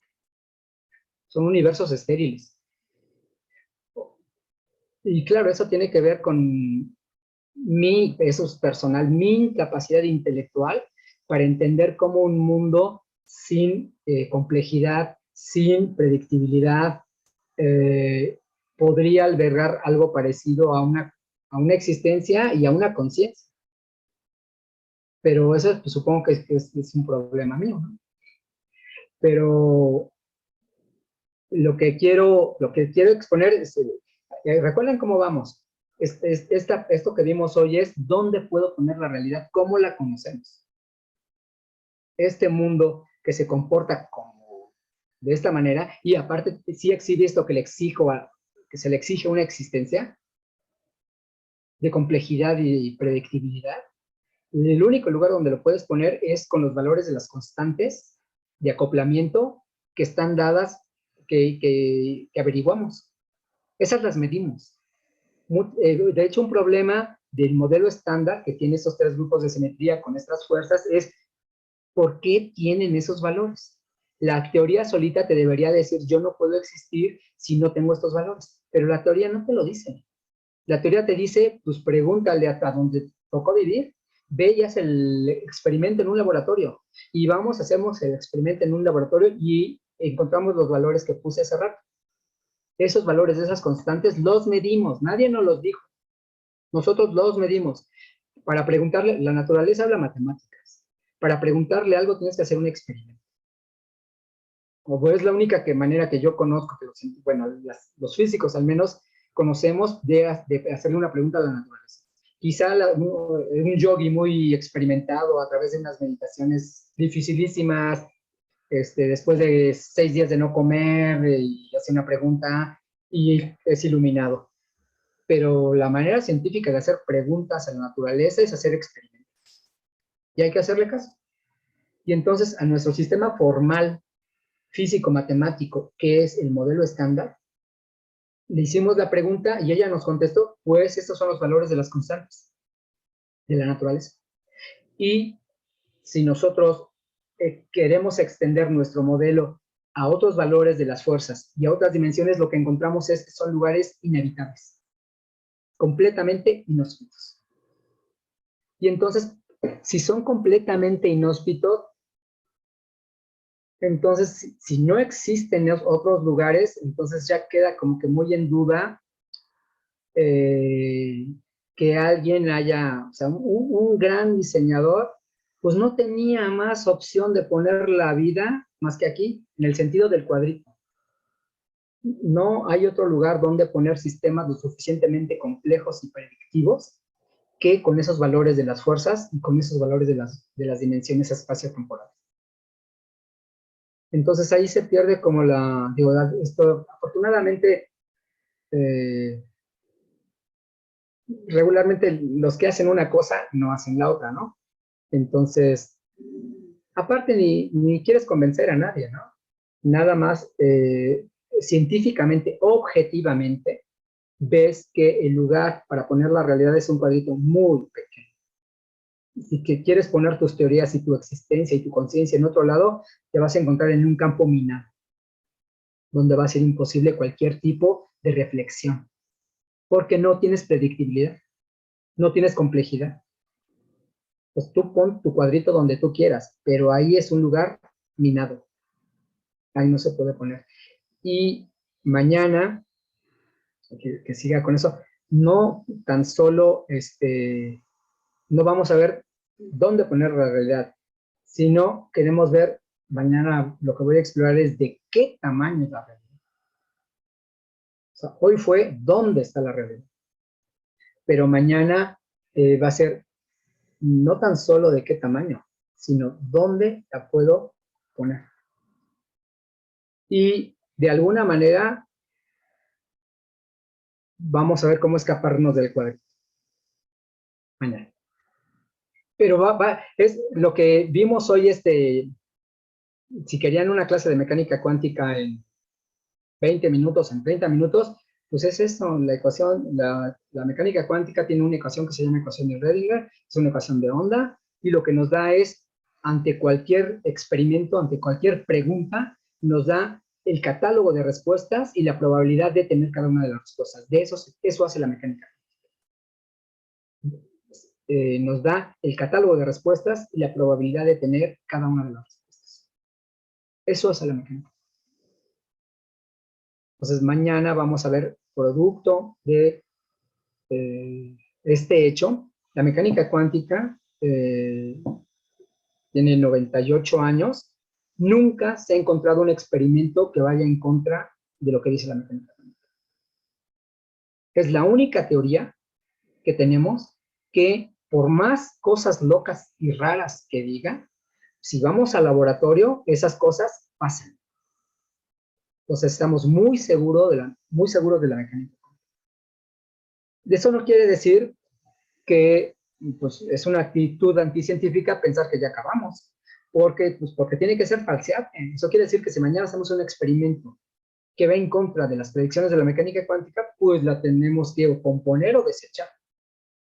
Pues eso es una actitud científica. O sea, no existen los dogmas en la ciencia. O sea, no puede ser, es que yo creo, es que yo, se me va a romper mi corazón. Digo, en el caso de que mañana hicieran un experimento y la mecánica cuántica estuviera mal, pues ya sería una cosa personal mía, ¿no? Voy, renuncio y me pongo a vender chicles o pongo una pollería o no sé qué hago, pero yo no me podría dedicar a esto porque yo he dedicado mi vida a entender la mecánica cuántica. Y si está mal, pues sería muy malo que yo me hiciera menso, ¿no? Muy deshonesto conmigo mismo. Entonces, aquí no hay dogmas. Pues yo sigo mi vida con base en evidencias científicas en el sentido de las mediciones que yo no hago, yo no soy físico experimental, pero de lo que analíticamente puedes explorar en términos de ecuaciones. Y claro, si viene el experimental y te dice, ay, mira, tu ecuación está bien, pues te da gusto, ¿no? Entonces, voy bien. Pero aquí no hay punto final. O sea, nunca, y en eso aparece el punto de vista místico de lo que hablé ayer, en el que la ciencia, las matemáticas, pues van avanzando, pero quizá nunca vamos a llegar a un punto final, y no debería existir ese punto final. O sea, tú nunca puedes llegar a decir que está terminada la ciencia. Porque si lo haces, y un día alguien sale con un experimento que va en contra de lo que tú creías, pues ya te tendrías que matar. Porque tú ya dijiste que ya acabó, que ya está terminado. O sea, uno tiene que estar siempre abierto a nuevas evidencias. Y yo creo que en eso la ciencia pues lleva alguna ventaja a algún tipo de reduccionismo espiritual, ¿no? Donde, bueno, yo no sé si estuvieran abiertos porque es un dogma, no se cuestiona hasta donde yo entiendo. Es un dogma, es lo que es y ya te callas. Y si no te gusta, pues búscate otra religión, en todo caso. Pero lo aceptas o lo aceptas. Si no lo aceptas, pues entonces no, ¿qué haces aquí? Pues ya vas, ¿no? Búscate otra actividad. Pero la ciencia no es así. Pues la ciencia es, como yo la entiendo, pues es un recorrido y no hay punto final. Por más cerca que estemos de algo que sea comprensible, consistente, solvente, lo que sea, tú siempre tienes que estar abierto a que alguien te dé una evidencia en contra. Y tienes que tener la suficiente madurez de que si eso pasa, pues lo tienes que aceptar. Digo, hay gente que se dedicó su vida a algo y resulta que era falso y no lo acepta. Bueno, es legítimo que te dediques a defenderlo, a buscar como si estaba bien y el que está equivocado es el que dice que estás equivocado. Pero yo dije la vez de enero que Stephen Hawking, que dedicó su vida a estudiar los agujeros negros, tuvo la solvencia moral y ética de decir al final de su vida, los agujeros negros no existen. Porque no existen. Pero es alguien que dedicó su vida a estudiar eso. Y antes de morir, no inmediatamente antes de morir, unos cuantos, 4 años antes de morir, publicó un paper al que nadie le dio ninguna difusión. Y el título del artículo no es Los agujeros negros no existen. Hasta donde recuerdo es algo como física teórica y la predicción del clima. Ahí no dice nada acerca de que no existen los agujeros negros, pero si lo lees, el artículo dice, lo que pasa es que dice que es como la predicción del clima, que nadie le puede desatinar, porque pues es un sistema caótico. Matemáticamente, predecir el clima tiene que ver, de ahí salió el efecto mariposa y la teoría del caos, la hizo un científico, un meteorólogo matemático que se apellidaba Lorentz, sin T, porque Lorentz es el de la relatividad, pero Lorentz, sin T, es el padre de la teoría del caos, y estaba estudiando la predicción del clima. Y lo que se dio cuenta Stephen Hawking es que más bien, al estudiar, al modelar los agujeros negros, lo que vuelve un agujero negro es el horizonte de eventos. O sea, el lugar donde si lo pasas, ya la luz no escapa y tú no te puedes seguir. Eso es lo negro de un agujero negro, es el horizonte de eventos. Y él lo que descubrió es que ese horizonte de eventos no existe. Si no existe el horizonte de eventos, le quitas lo negro a un agujero negro, entonces los agujeros negros no existen. Y para mí es obvio, pero yo no he hecho ese análisis, pero para mí era obvio desde hace 20, 25 años, porque un agujero negro es una solución singular. Y ninguna singularidad tiene sentido, ni en matemáticas, ni en física. Pero yo no sé cómo gente tan lista como la que existe en todo el mundo, sigue casado con esta idea. Y por lo que dije en la clase pasada, pues siguen casados con esa idea porque es el culto de la personalidad. Porque es que dijo Beto, dijo Alberto Einstein que tal cosa. Aparte él no dijo nada. Él hizo las ecuaciones, que tampoco las hizo él, las descubrió David Hilbert. Él le ayudó, estaban él, Einstein y Hilbert investigando qué podrían ser estas ecuaciones de relatividad general. Pero David Hilbert era un matemático de primera línea, uno de los más importantes del siglo pasado. Y el que encontró la solución fue él. Y mandó a publicar la solución él. Y se la mandó en una cartita a Betito. Y como esto, hizo muchas cosas más que se robó. ¿Qué hizo este cuate? Pues también la mandó a publicar. ¿Y quién se quedó con el crédito? Bueno, ya no les digo, ustedes lo saben. En su generosidad intelectual, David Hilbert dijo, déjensela, Para él era, David Hilbert, 10 años dejó de hacer matemáticas y se puso a hacer física.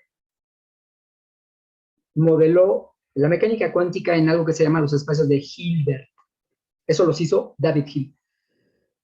La mecánica cuántica vive en la teoría de espacios de Hilbert. Que hizo, porque se dio un break de 10 años y en ese break le construyó un lugar a donde vivir a la mecánica cuántica. Y resolvió las ecuaciones de campo, que ahora se conocen ecuaciones de campo de Einstein-Hilbert, pero el que las descubrió fue Hilbert. Pero bueno, el punto es que por un culto a la personalidad, pues lo dije ayer, la humanidad lleva 100 años atrasada, porque nadie puede hacer nada si va en contra de este cuate. Tú no te puedes mover laboralmente, afortunadamente, pues si lo que yo diga, pues no le importa a nadie. Pero como humanidad, pues ya nos atrasamos un siglo, porque no puedes avanzar en un desarrollo teórico que contravenga esas ecuaciones. Porque aunque tenemos 30, 70, aunque tenemos 90 años haciendo experimentos y viendo que están mal, no renunciamos a ellos. En una actitud completamente anticientífica.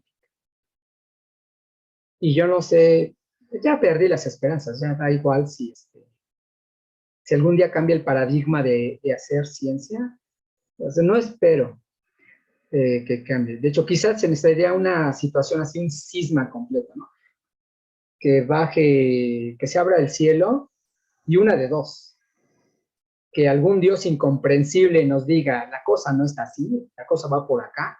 O de plano que nos invadan los extraterrestres y ya nos digan, dejen de perder el tiempo. Sus ecuaciones están mal. O sea, de verdad, yo quisiera que un día, sí, nos invadieran los extraterrestres, no para matarnos. Yo tengo una pregunta. En serio, ¿cómo resolvemos esta cuestión? Yo quisiera tener no la última palabra, pero sí quisiera saber, hay un conjunto de paradojas que algún día voy a dar una plática, una de esas se llama paradoja EPR, y esa es la paradoja de por qué hay cosas que viajan a velocidad infinita, en contra de las ecuaciones de este cuate, y nadie dice nada, todos sabemos que esas cosas pasan, las medimos, y nadie, nos consta que hay fenómenos que ocurren a velocidades infinitas, que va en contra de la teoría de relatividad especial, que no hizo este cuate. En verdad, la teoría de la relatividad especial la hicieron Lorentz y Poincaré. La publicó este cuate, pero la teoría es de otras personas. Y ahí en esa teoría, dice que nada puede viajar más rápido que la luz. Y entonces, para no llevarle la contraria, pues todos se callan la boca y no dicen nada de que nosotros hemos hecho experimentos de cosas que viajan a velocidad infinita. Eso se llama paradoja EPR. Está documentado, en Ginebra se han hecho experimentos, en muchos lugares.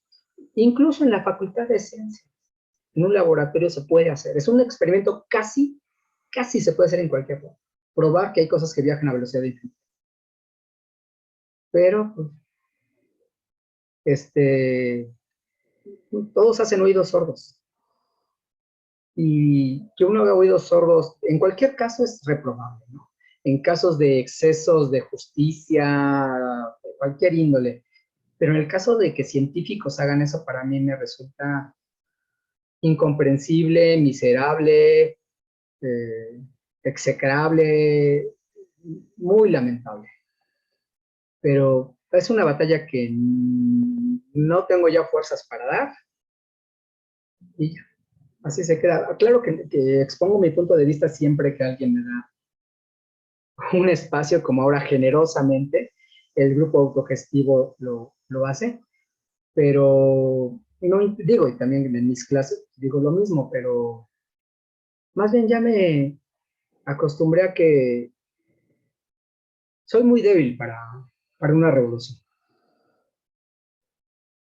de cualquier sentido.